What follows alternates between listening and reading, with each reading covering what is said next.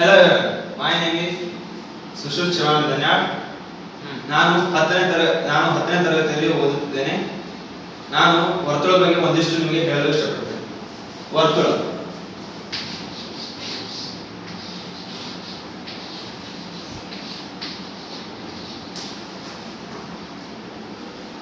ವರ್ತುಳ ವರ್ತುಳ ಎಂದರೇನು?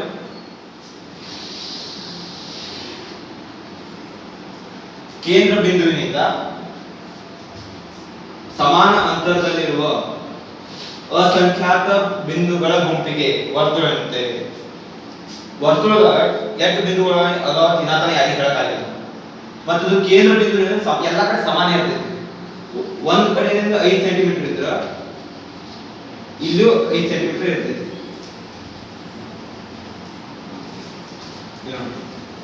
ಇಲ್ಲಿದಿಂದ ತ್ರಿಜ್ಯ 5 centimetre, ಇಲ್ಲಿದಿಂದ 5 centimetre ಇರ್ತದೆ, ಇಲ್ಲಿದಿಂದ 5 ಸೆಂಟಿಮೀಟರ್ ಇರ್ತದೆ.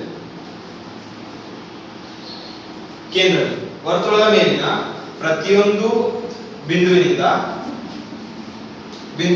ಬಿಂದುವು ಒಂದು ಬಿಂದುವಿನಿಂದ ಸಮಾನ ಅಂತರದಲ್ಲಿದ್ದರೆ ಅದಕ್ಕೆ ನಾವು ಕೇಂದ್ರ ಬಿಂದು ಅಂತೀವಿ.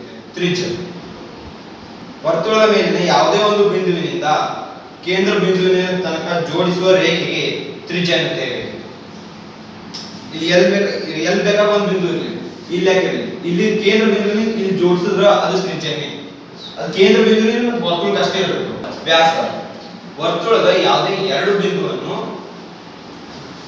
ಜೋಡಿಸುವ ಸರಳ ರೇಖೆಯು ಕೇಂದ್ರ ಬಿಂದುವಿನಿಂದ ಹಾಯ್ದು ಹೋಗಬೇಕು.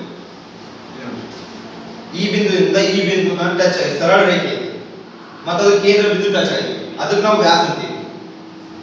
ಅದಕ್ಕೆ ಅದರ ಸಂಬಂಧ ವ್ಯಾಸದ ಒಂದು ಫಾರ್ಮುಲಾ ಇದೆ, is equal to 2 r ಅಂದ್ರೆ ರೇಡಿಯಸ್ ಅಂದ್ರೆ ತ್ರಿಜ್ಯ. ತ್ರಿಜ್ಯ ಬರೀ ಕೇಂದ್ರದಿಂದ ಒಂದು ಬಿಂದು ತನಕ, ಕೇಂದ್ರದಿಂದ ಒಂದು ಬಿಂದು ಇರ್ತದೆ. ಕೇಂದ್ರದಿಂದ ವಾಪಸ್ ಈ ಕಡೆ ಒಂದು ಹೇಳಿದ್ರೆ ಇದು ಪೂರಾನೇ ಒಂದು ವ್ಯಾಸ ಆಗ್ತದೆ. ಆಗೋದೇ ರೇಡಿಯಸ್ ತ್ರಿಜ್ಯ ಅಂದ್ರೆ ವ್ಯಾಸದ ಅರ್ಧ. ಜ ವರ್ತುಳದ ಯಾವುದೇ ಎರಡು ಬಿಂದುವಿಗೆ ಜೋಡಿಸುವ ಸರಳ ರೇಖೆಗೆ ಜ ಅಂತೇವೆ. ಅದು ಕೇಂದ್ರ ಬಿಂದು ಹಾಯ್ಬಾರ್ದು. ಕೇಂದ್ರ ಬಿಂದು ಹಾಯ್ ಟಚ್ ಆಗ್ತದೆ ಮತ್ತು ವ್ಯಾಸ ಆಗ್ತದೆ. ಅದ್ರ ಸಂಬಂಧ ವರ್ತುಳದ ಯಾವುದೇ ಎರಡು ಬಿಂದು ಅಷ್ಟೇ ಟಚ್ ಆಗಬೇಕು ಮತ್ತು ಅದು ಸರಳ ರೇಖೆ ಇರಬೇಕು. ಅದಕ್ಕೆ ನಾವು ಜ ಅಂತೀವಿ.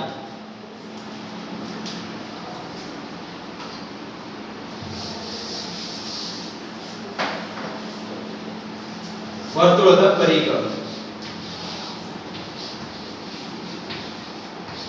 is equal to 2 pi r.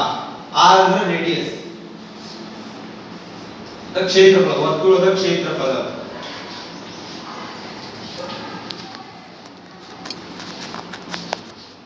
ವರ್ತುಳದ ಕ್ಷೇತ್ರಫಲ pi r square. ಇಲ್ಲಿ r